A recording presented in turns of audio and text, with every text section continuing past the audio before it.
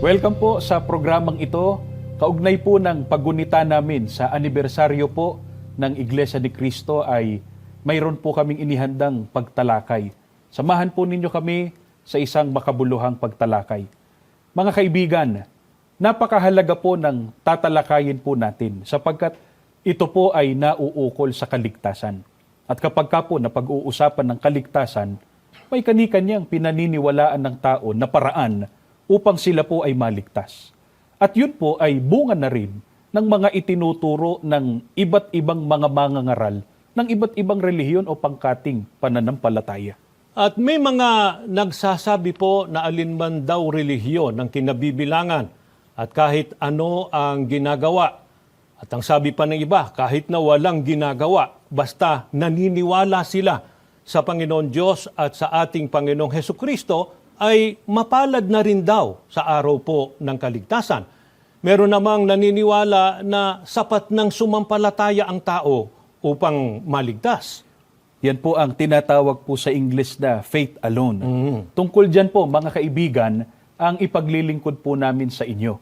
Totoo po ba na wala nang kailangang gawin ang tao upang maligtas, kundi sumampalataya na lamang? Talaga nga po bang hindi na kailangan ang pag-anib sa iglesia sa kaligtasan? Kapatid na Israel, sino po ang halimbawa ng mga nagtataguyod po ng gayong paniniwala na hindi na po kailangang umanib sa iglesia para maligtas? Ang babasahin ko po sa inyo ay isang aklat na pinamagatang The Answer, 100 Questions Filipinos Ask, na sinulat po ni Pat Robertson ng CBN International o 700 Club. Sa pahina 67, ganito po ang ating mababasa. Kailangan ba akong sumapi sa iglesia para maligtas? Para maligtas, kailangang tanggapin si Jesus bilang Panginoon at tagapagligtas. Walang ibang paraan. Ang pagpasok sa iglesia ay hindi makapagliligtas. Ayon po sa aklat na ating binasa, ang kailangan na lamang daw po ay tanggapin ang ating Panginoong Hesukristo na Panginoon at tagapagligtas. Wala na raw ibang paraan at ang sabi pa po, ang pagpasok sa iglesia ay hindi makapagliligtas. Sa makatwid, para po sa kanila, wala pong kinalaman ang iglesia sa kaligtasan. Pansinin din po ninyo mga kaibigan, ayon po sa kanila, hindi na raw kailangan na sumapi o umanib sa iglesia. Kaya nga, gustong-gusto po ng iba yung aral po na yan sapagkat para po sa kanila ay napakagaan. Magpahayag nga lang daw po ng pagsampalataya sa ating Panginoong Hesukristo, ligtas na. Meron pa nga pong slogan ng iba tungkol dyan. Yun pong sinasabi nila na relation, not religion. Mas mahalaga daw yung magkaroon ng relasyon. Opo. At hindi na raw kailangan pa ang relihiyon. Opo. Tangi po sa iglesia, ano pa raw po ang hindi na kailangan sa kaligtasan? Basahin po natin ang isang aklat na pinamagatang Ang Pananampalataya Nating Protestante na sinulat po ni Albert Sanders. Ganito po ang ating mababasa sa pahina 17. Makapagtatamo ba tayo ng kaligtasan sa pamamagitan ng mabubuting gawa? Tayo'y di inaaring ganap, di tayo magiging katanggap-tanggap sa Diyos ang Ama sa pamamagitan ng ating pagiging kaanib ng iglesia, ni sa pagsunod sa mga tuntunin nito, ni ng kautusan ng Diyos. Hindi hinihintay ni Kristo na ang tao ay maging mabuti, ni gumawa muna ng gayon o ganitong gawaing relihiyoso bago niya aariing ganap. Para sa bagay na ito ay sapat ang kanilang pananampalataya.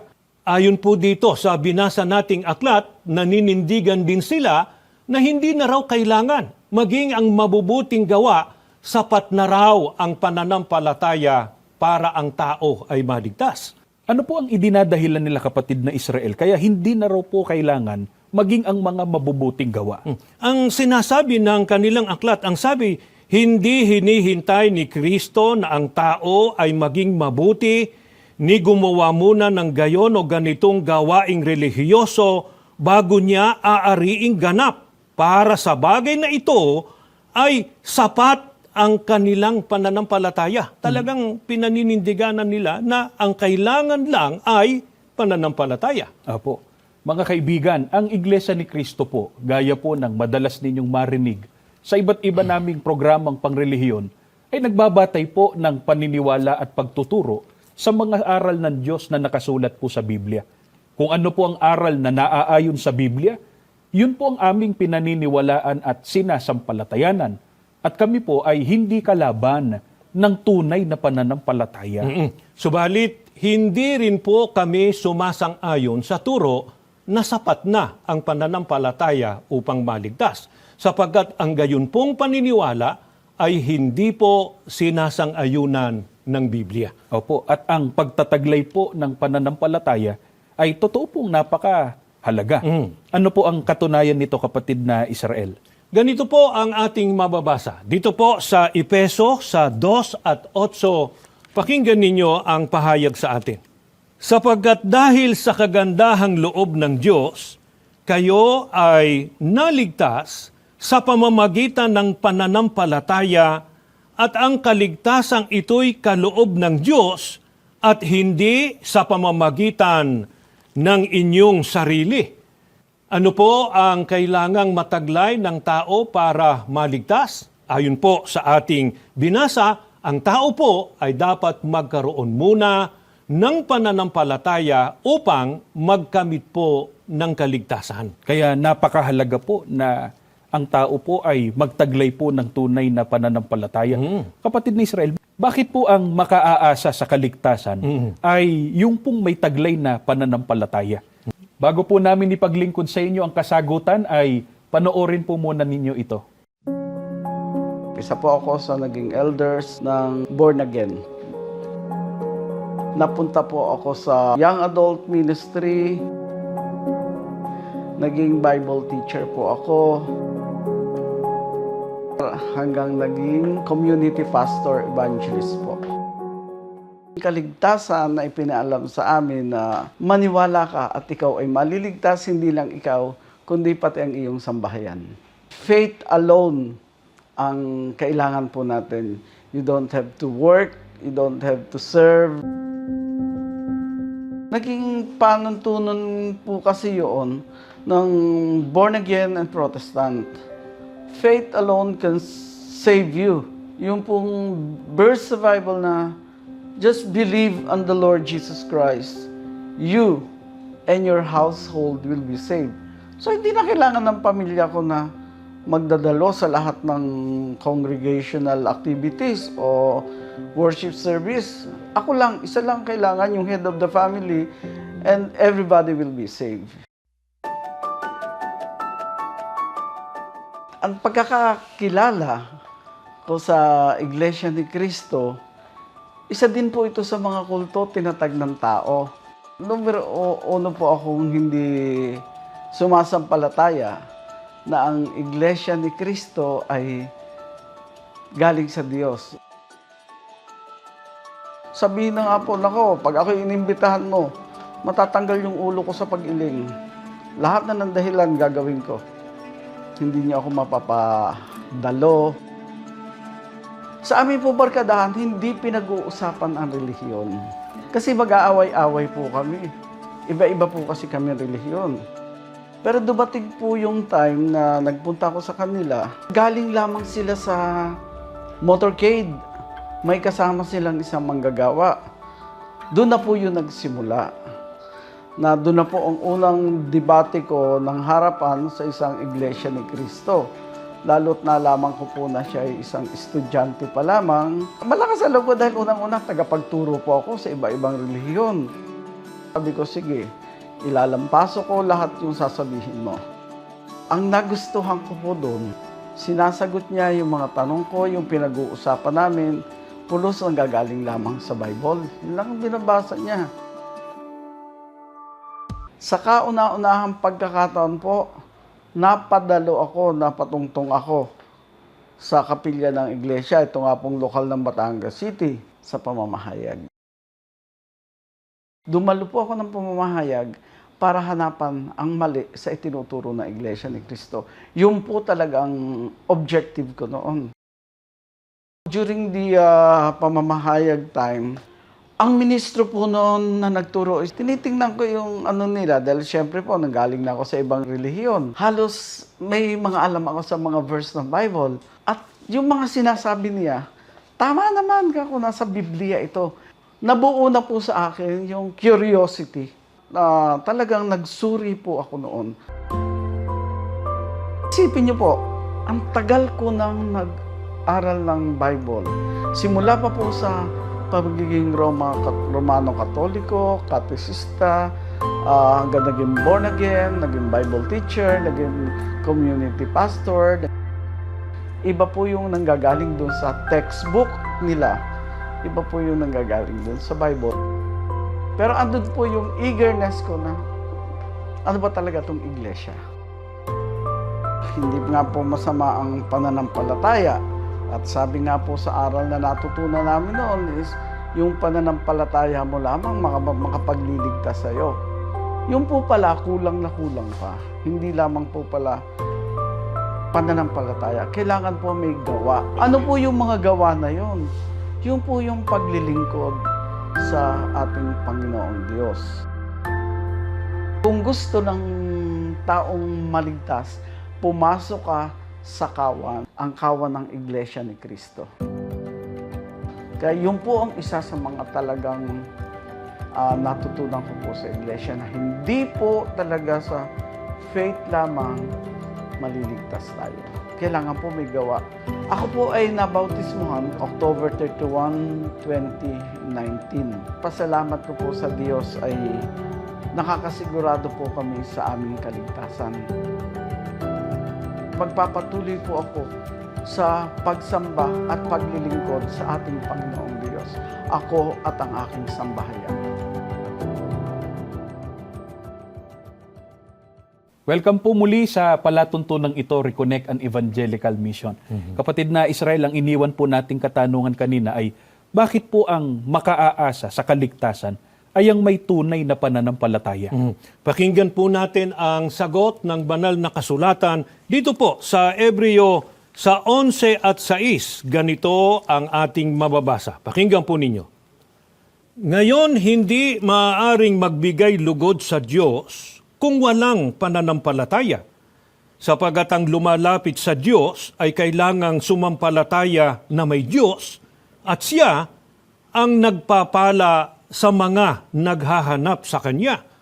Maliwanag po na ang makaaasa sa kaligtasan ay ang may taglay na pananampalataya sapagkat ang taong may pananampalataya ang nakalulugod po sa ating Panginoon Diyos. Sa kabilang dako, ang taong walang pananampalataya hindi po makalulugod sa ating Panginoon Diyos.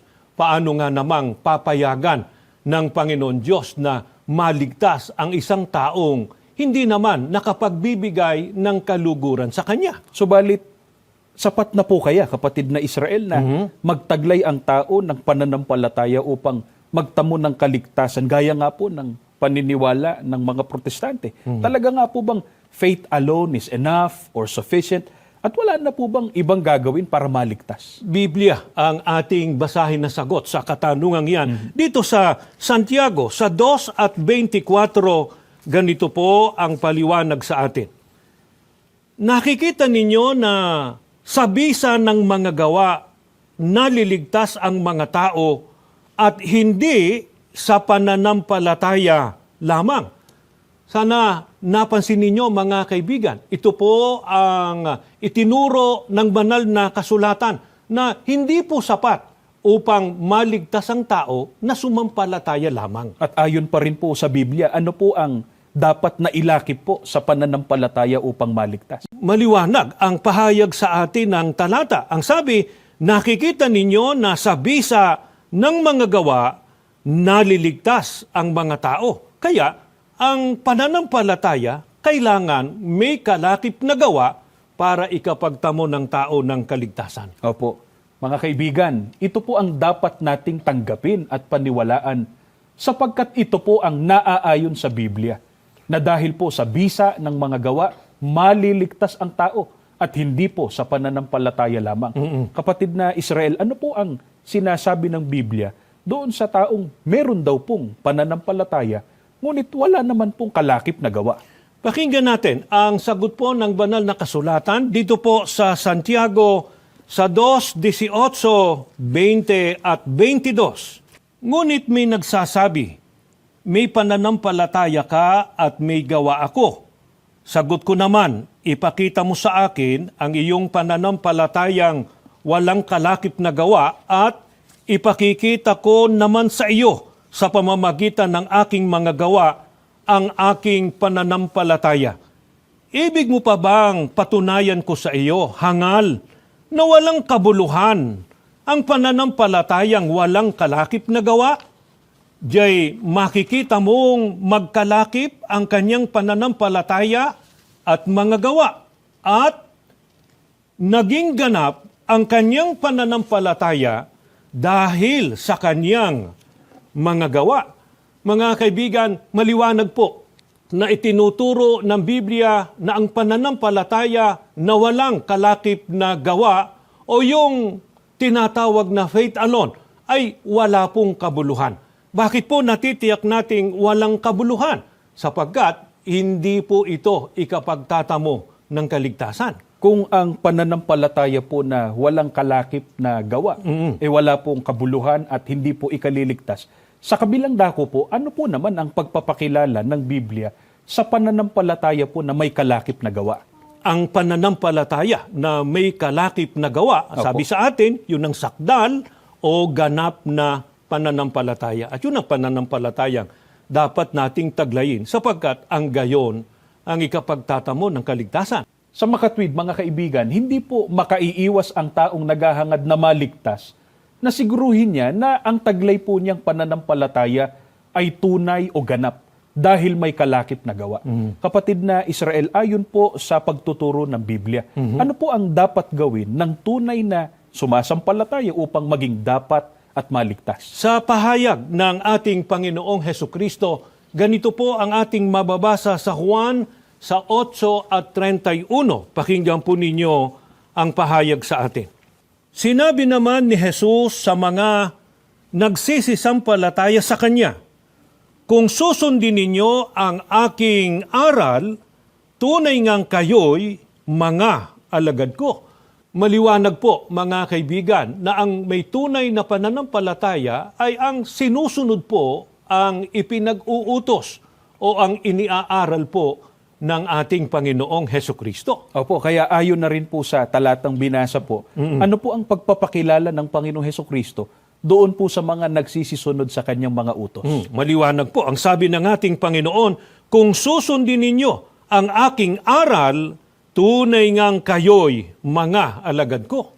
Opo. Mga kaibigan, ang mga alagad po ng Panginoong Hesukristo, ang mga tunay na Kristiyano. At ang mga tunay na Kristiyano, ang mapalad na magtatamo po ng kaligtasan. Kaya nga po, kung hangad po ng tao na maligtas, at dapat naman po talagang hangarin at pagsikapan, dapat po ang pananampalataya ay lakipan po ng gawa at ang gawang dapat ilakip dito ay ang pagsunod po sa ipinag-uutos ng Panginoong Hesukristo. Ano pa po ba ang ipinag-uutos po ng ating Panginoong Hesukristo na dapat pong sampalatayanan at higit po sa lahat ay dapat sundin para po maligtas ang tao? Maliwanag po ang pahayag sa atin ng ating Panginoong Hesukristo. Pakinggan po ninyo, dito po sa Juan sa 10 at 9, ganito ang ating mababasa. Ako ang pintuan. Ang sino mang taong pumasok sa loob ng kawan sa pamamagitan ko ay maliligtas. Ito po ang ipinag-uutos ng ating Panginoong Hesukristo sa lahat ng tao upang maligtas. Ito ang dapat na sundin ng lahat at hindi po yung maniwala o sumampalataya lang sa ating Panginoong Hesukristo. Kailangan po sundin ang utos ng ating Panginoon na pumasok po sa loob ng kawan upang makatiyak ng kaligtasan. Alin po kaya ang kawan po na tinutukoy na dito po dapat pumasok ang tao para po ang tao ay maligtas? Pakinggan po natin ang pahayag ng Biblia dito po sa Gawa sa 20 at 28. ganito ang ating mababasa. Pakinggan po ninyo. Ingatan ninyo kung gayon ang inyong sarili at ang buong kawan. Narito'y hinirang kayo ng Espiritu Santo na mga katiwala upang pakanin ang Iglesia ni Kristo na binili niya ng kanyang dugo. Maliwanag po mga kaibigan na ang kawan na tinutukoy ay ang Iglesia ni Kristo. Dito po dapat pumasok ang tao upang magtamo po ng pangakong kaligtasan. Mga giliw po naming taga-subaybay, ang nag-uutos po na pumasok sa kawan o Iglesia ni Kristo ay ang itinalaga po ng Panginoong Diyos na tagapagligtas, ang Panginoong Hesukristo. Kaya natitiyak po nating ang pagsunod sa utos na ito ay tunay na ikaliligtas. Subalit paano po kapatid na Israel? Yun pong mga tao na ang ipinipilit pa rin po yung kanilang sariling gusto na sila daw po ay mananampalataya na lang sa Panginoong Hesukristo, pero ayaw po nilang pumasok sa loob ng kawan o Iglesia ni Kristo. Ang gayong tao po ba na nagsasabing sila po ay may pananampalataya pero hindi naman po kabilang sa kawan o Iglesia ni Kristo, tunay po bang sumasampalataya yon? Biblia po ang sasagot. Pakinggan po ninyo dito po sa Juan sa 10 at 26. Ganito ang ating mababasang pahayag sa atin. Ngunit hindi kayo sumasampalataya sa akin, sapagkat hindi kayo bahagi ng aking kawan. Sana mapansin po natin, ang ating Panginoong Hesukristo po mismo ang may sabi nito, na ang sinumang hindi bahagi, hindi po kabilang sa kanyang kawan, hindi po tunay na sumasampalataya sa kanya. Tandaan po natin mga kaibigan, ang hindi po sumasampalataya ay hindi po nakalulugod sa ating Panginoon Diyos, kaya po hindi po maliligtas pagdating ng araw ng paghuhukom. Opo. Kaya mahalaga po ang sumampalataya. Kailangan pong magtaglay ng tunay na pananampalataya, subalit mali po ang pagtuturong sapat na ang sumampalataya na lang at wala nang gagawin upang maligtas. Hindi rin po naaayon sa Biblia ang paniniwalang hindi na kailangan ang pag-anib sa tunay na iglesia upang maligtas. Mahalaga po ang pag-anib sa tunay na iglesia, ang Iglesia ni Kristo, sapagkat dito po nakapaloob ang mga taong kinikilala ni Kristo na kanyang mga alagad, sapagkat taglay ang pananampalataya na may kalakip na pagsunod sa kanyang mga utos. Mga giliw po naming taga-subaybay, pinakahangad po namin sa pangunguna po ng aming tagapamahalang pangkalahatan, ang kapatid na Eduardo B. Manalo, na makasama kayo dito po sa loob ng kawan o sa loob ng Iglesia ni Kristo upang sama-samang sumunod tayo sa mga utos ng ating Panginoon Diyos at ng ating Panginoong Hesukristo at higit sa lahat upang sama-sama tayong magtamo ng pangakong kaligtasan. Naway nakatulong po ang aming ginawang pagtalakay sa inyong ginagawang pagsusuri at sa inyong magiging pasya. Muli po, maraming salamat sa inyong pagsubaybay at bago tayo tuluyang matapos, tayo po muna ay mananalangin.